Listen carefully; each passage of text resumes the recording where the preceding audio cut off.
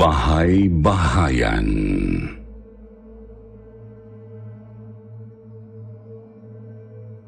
Magandang gabi po, Sir Jupiter.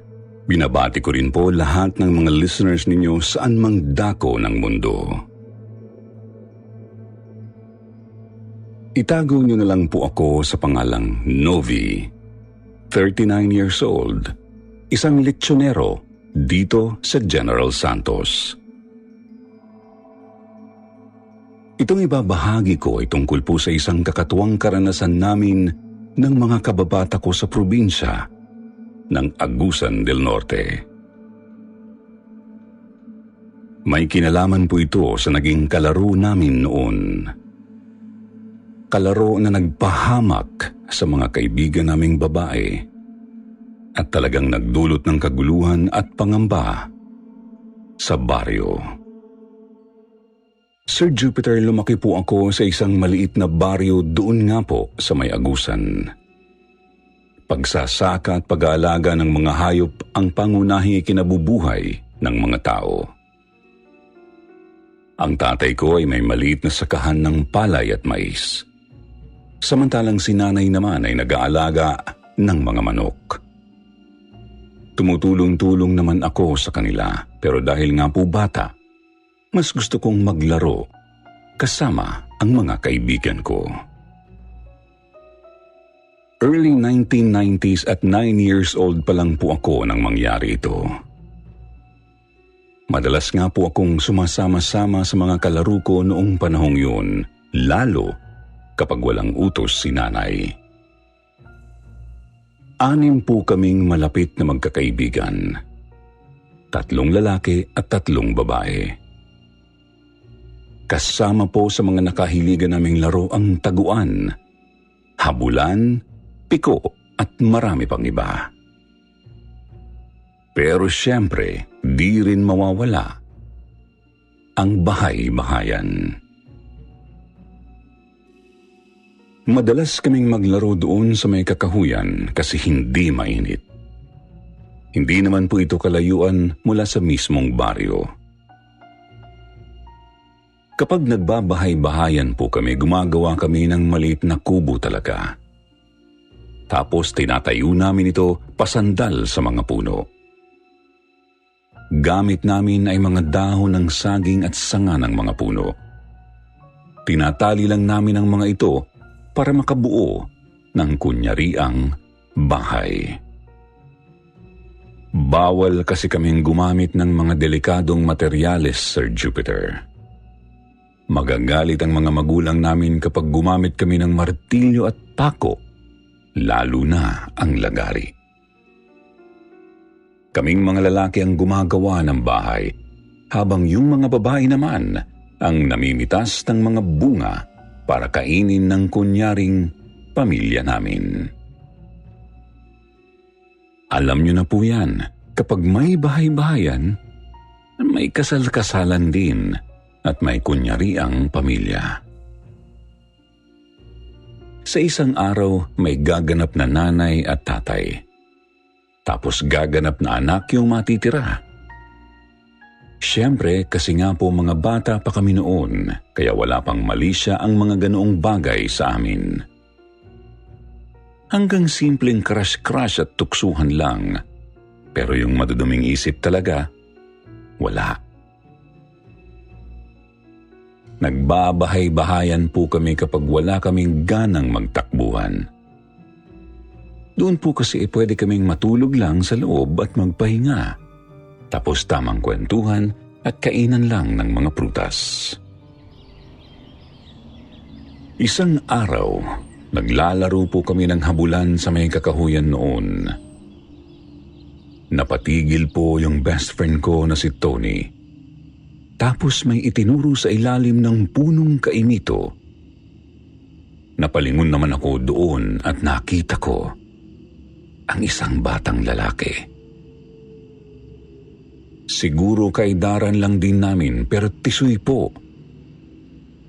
Hindi naman po kasing puti ng mga anak araw sa TV, basta mas maputi lang sa karaniwan ang balat niya. Tsaka matangos ang ilong. Lumapit yung babaeng kapatid ni Tony na si Nina sa batang Tisoy. Sumunod din yung iba kasi nagtataka talaga kami kung sino siya. Hindi po namin mamukhaan eh. Wala rin naman kaming narinig na may bagong lipat sa baryo. Ang hindi lang lumapit ay si Dodoy, ang pinakabatang lalaki sa amin. Kita ko lang na nakatitig lang siya ilang metro mula sa batang Tisoy. Inaya kong lumapit din siya para makipagkaibigan pero ayaw po talaga. Hindi po gaanong nagsasalita yung batang Tisoy, Sir Jupiter, pero napapangiti naman siya sa tawag namin sa kanya. Kaya pinangalanan na lang namin siyang Tisoy. Hindi po madaldal si Tisoy, pero sumasali naman siya sa mga laro namin. Andyan at sumasali sa habulan, taguan, piko at kahit sa bahay-bahayan. Gusto nga po ng mga babae naming kalaro na si Tisoy yung gawing tatay, tapos sila kuno yung maging nanay.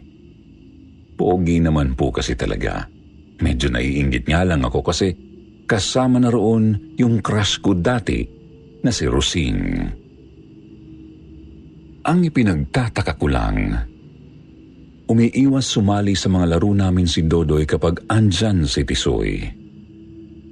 Minsan nga po pinilit ko siyang sumali sa piko pero nasigawan pa ako kasi ayaw talaga niyang lumapit doon sa bago naming kakilala. Tinatanong ko naman po kung bakit ayaw niya kay Tisoy pero hindi naman siya sumasagot ng maayos. Basta lang daw, hindi niya yun gusto na maging kaibigan. Nagbahay-bahayan na nga po kami ng sumunod na hapon, Sir Jupiter. Gusto nga po ng mga babae na si Tisoy yung maging tatay. Tapos ay si Nina naman yung nanay. Napasimangot pa nga po yung dalawa pang babae, sina Rosing at Megay. Gaya sa karaniwan, kaming mga lalaki po ang gumawa ng bahay-bahayan namin. Ako, si Tony at si Tisoy. Ayaw pa rin kasi talagang sumali ni Dodoy. Sina Nina, Megay at Rosing naman ay nanungkit ng balimbing. Noong handa na ang lahat, doon kami natulog ni Tony sa labas ng kubo kasi hindi na kami kakasya. Si Tisoy at yung mga babae sa loob. Nagising po ako noong magtatakip silim na.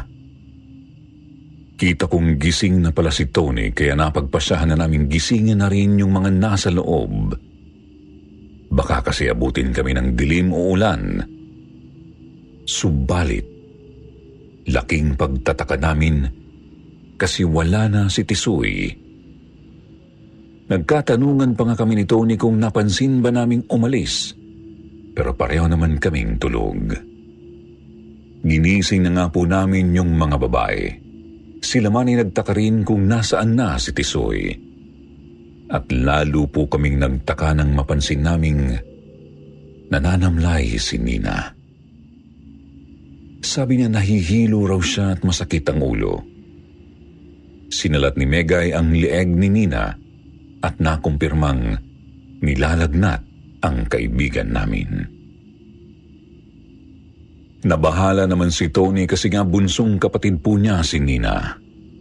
Sama-sama kaming hinatid yung dalawa sa bahay nila tapos ay tumulong pa akong manguha ng lagundi. Papakuluan daw ng nanay ng magkapatid para kay Nina. Kinabukasan ay humupa naman po ang lagnat ni Nina nang pumunta ako sa kanila. Ang kaso, nananamlay pa rin, tapos tulala. Yun bang nakatitig lang sa kawalan at hindi kumikibo?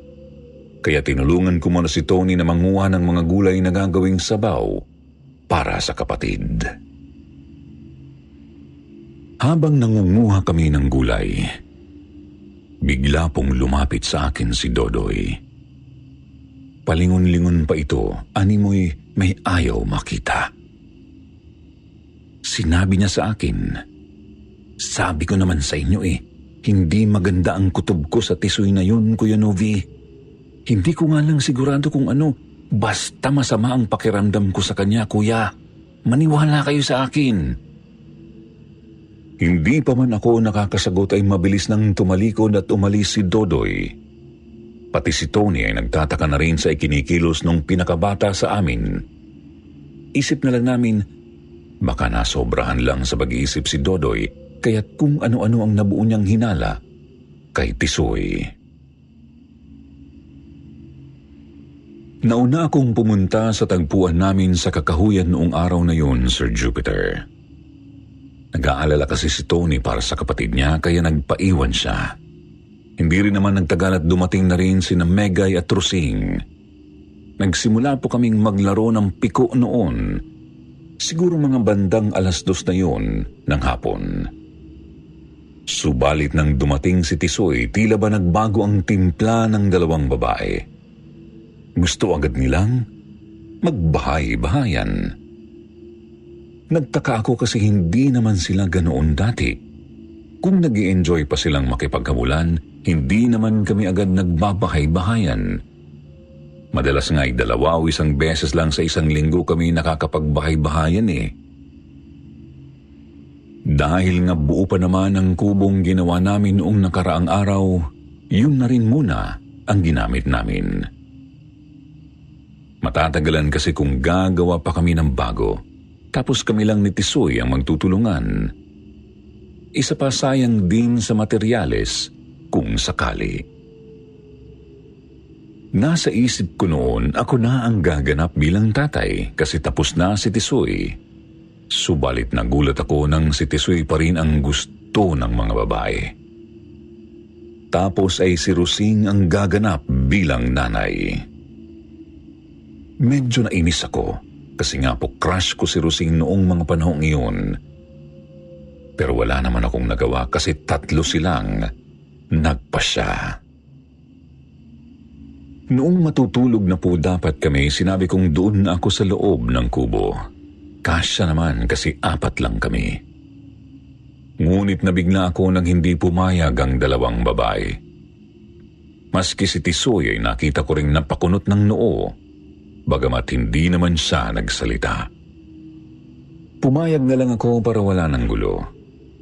Naisip ko nga rin noon na umuwi na lang kasi nakakawalang gana na ang laro. Ang selos ko lang kay Tisoy ang nagpanatili sa akin sa labas ng kubo. Ilang minuto pa po na nahimik na yung 3 sa loob. Nasa isip ko siguro tulog na sila. Ako naman ay nakaupo lang sa ilalim ng isang puno. Hindi ako makatulog kasi nga naiinis ako. Noong hindi na po talaga ako mapakali, naisip ko na pong sumilip sa loob. Ewan pero naisip kong mag-ingat para hindi nila ako mahuling sumisilip. Buti na lang at may butas naman sa pagitan ng mga dahon ng saging, nagsisilbing dingding ng kubo. Doon po ako tumingin at nagtaka ako sa nakita ko. Nasa bandang gitna po nakahiga si Rusing. Nasa kabilang sulok nakaharap si Megay. Si Tisoy naman ay nakaupo sa kabilang gilid. Nakalapat ang palad ni Tisoy sa gitna ng dibdib ni Rusing. Tapos kumikibot-kibot ang bibig nito na animoy nagdarasal.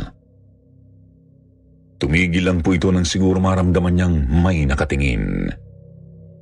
Napalingon siya sa butas na pinagsisilipan ko. Mabilis naman akong nakalayo para hindi niya mapansin.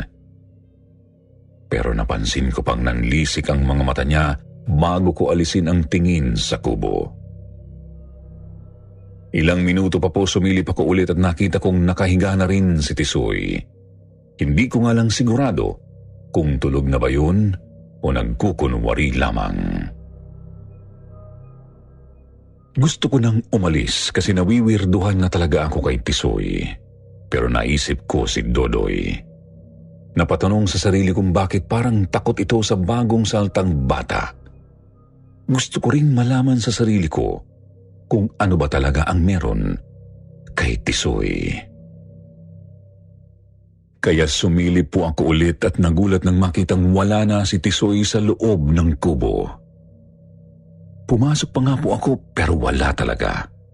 Tiningnan ko ang paligid ng bahay-bahayan namin, hindi ko talaga siya makita.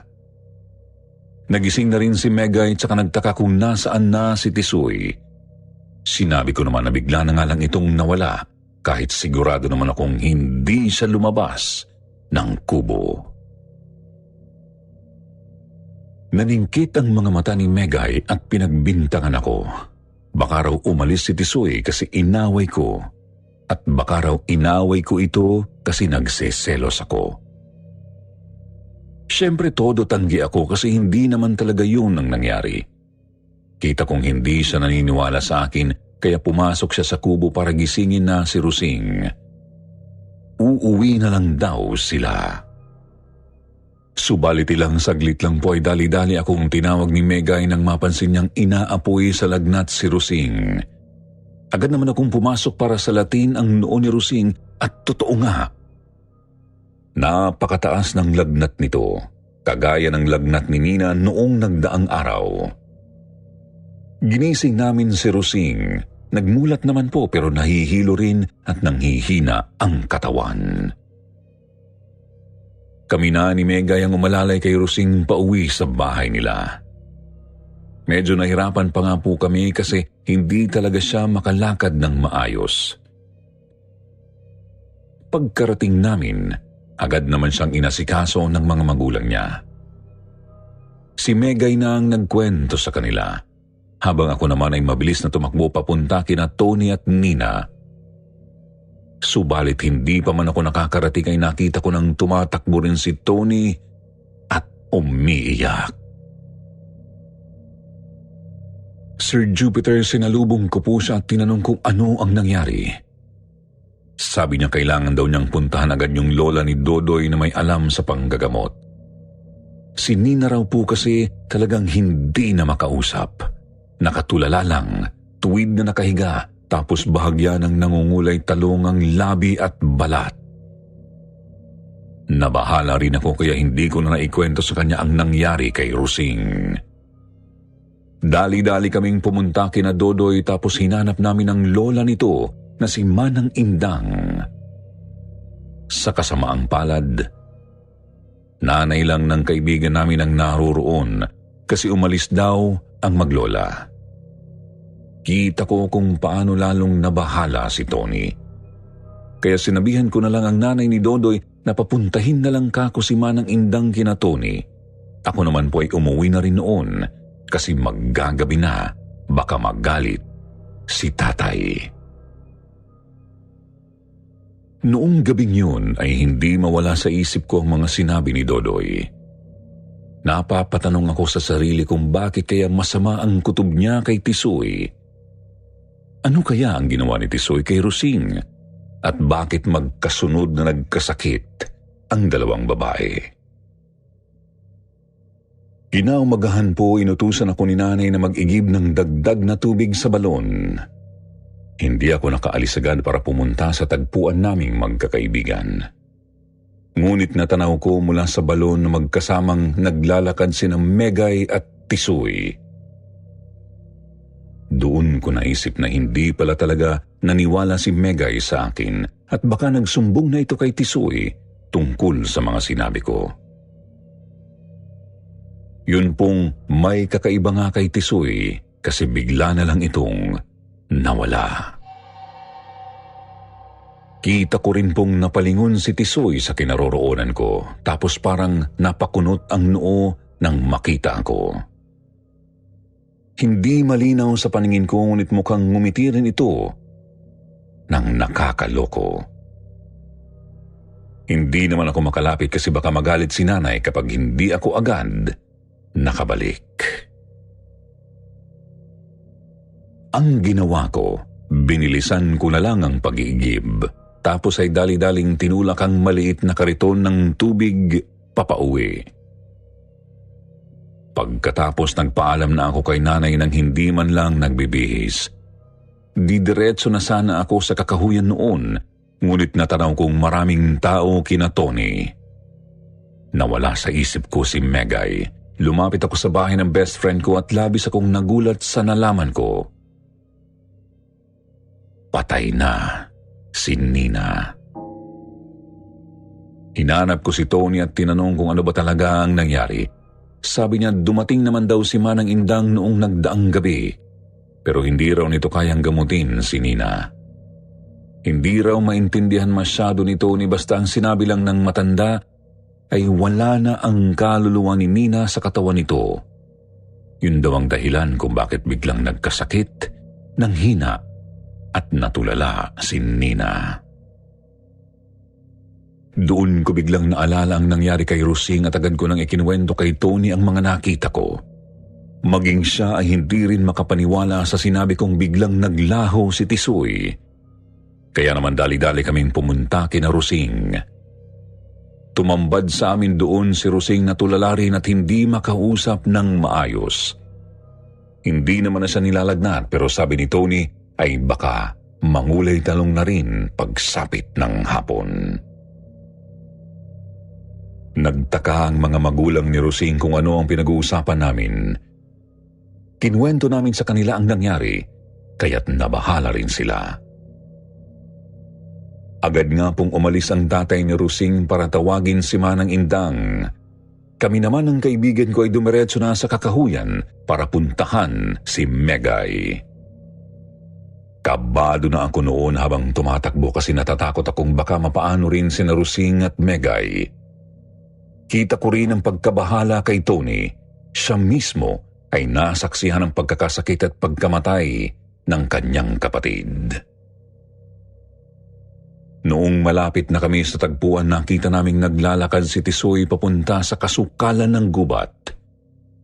Napalingon pa ito sa amin ni Tony, tapos ay dali-daling tumakbo.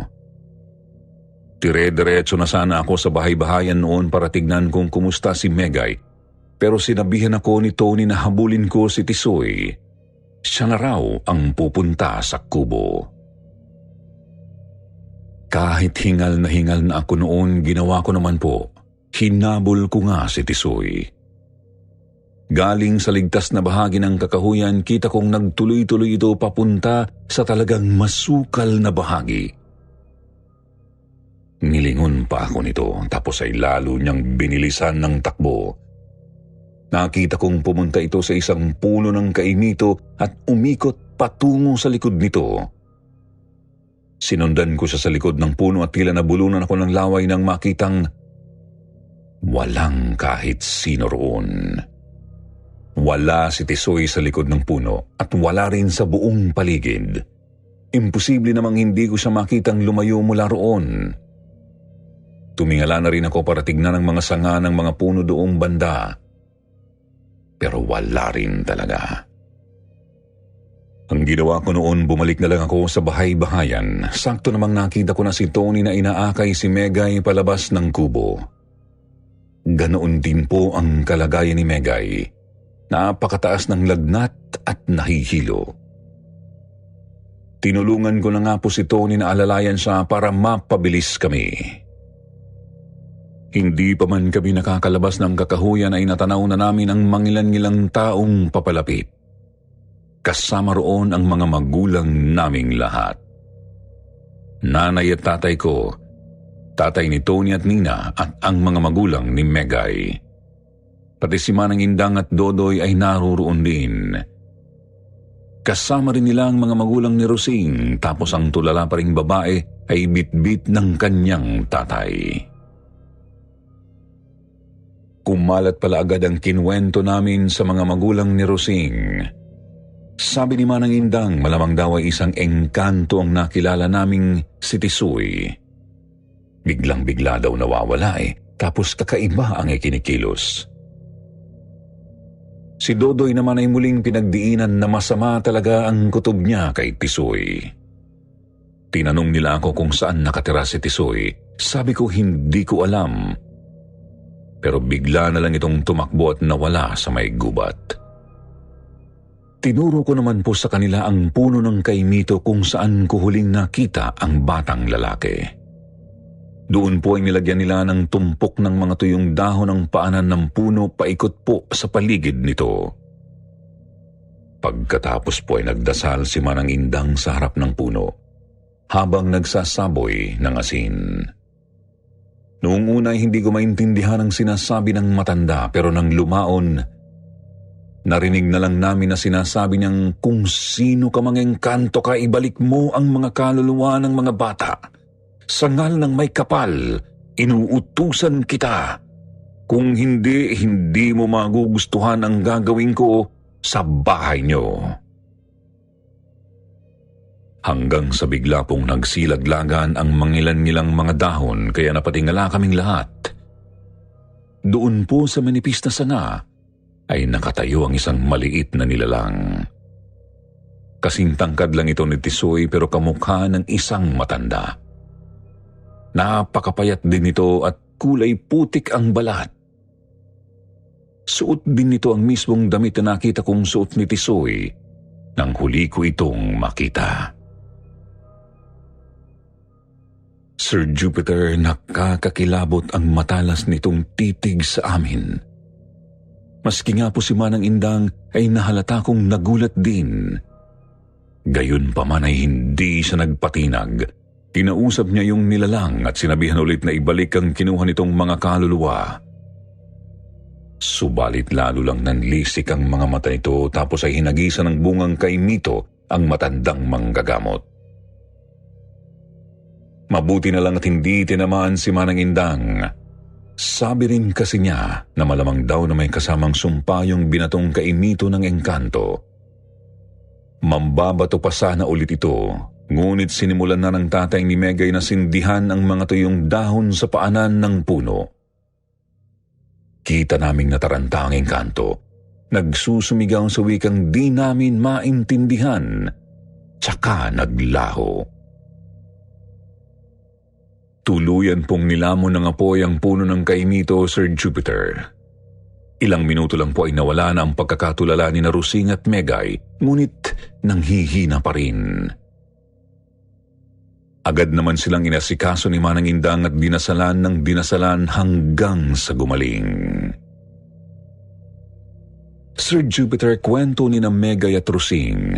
Inaya raw sila ni Tisoy papunta sa isang napakalawak na hardin na may ilog sa gilid. Doon daw sila naglaro ng naglaro. Kasama pa po ni Rusing si Nina noong una. Nagtataka raw po sila kasi hindi gumagabi doon sa lugar na yun. Tuluyan ding nawala sa isip nila ang kahit ano tungkol sa mundo natin. Makalipas po ang ilang oras ay sinabihan daw ni Tisoy si Rusing na magpunta sa kabilang dako ng ilog. Hindi na raw po ulit nakita ni Rusing si Nina simula noon. Pero dumating naman si Megay. Naglaro lang din daw sila ng naglaro hanggang sa maramdaman nilang uminit na ng husto ang paligid. Nasunog din ang mga halaman at bulaklak sa hardin. Nilamon ang usok ang buong lugar kaya raw nawalan sila ng malay. Pagkagising ay nakabalik na nga po sila sa amin. Hindi nga po sila makapaniwala sa mga kinwento namin ni na Tony at Dodoy. Hindi sila makapaniwalang isang engkanto si Tisoy. Sir Jupiter, gumaling din naman po ang dalawa makalipas ang mahigit isang linggo. Nakakalungkot lang din at hindi na talaga naibalik si Nina. Nahuli na po kasi kami at nakuha talaga siya ng mga engkanto. Si Tisoy naman po hindi na rin namin nakita simula noon. Tanging ang pagkamatay ni Nina ang natirang bahagi ng nasunog na puno. At ang tagpuan namin ang nagsisilbing patunay na totoo ang lahat ng naranasan namin. Hindi simpleng imahinasyon lang dala ng kamusmusan. Sa ngayon ay malalaki na po kami. Ako nga po ay 39 years old na at narito na sa Gensan. May kani-kaniyang mga pamilya na rin po kami. Maliban na lang kay Dodoy na naging pari. Si Rosing naman po na crush ko noon, wala sabihin na lang nating hindi kami ang para sa isa't isa. Hanggang dito na lang po, Sir Jupiter. Sana po ay may napulot tayong aral sa kwento naming magkababata. Tandaan nating huwag agad magtiwala sa mga hindi natin kilala. At ngayon naman po, dumako tayo sa paborito niyong shoutout portion.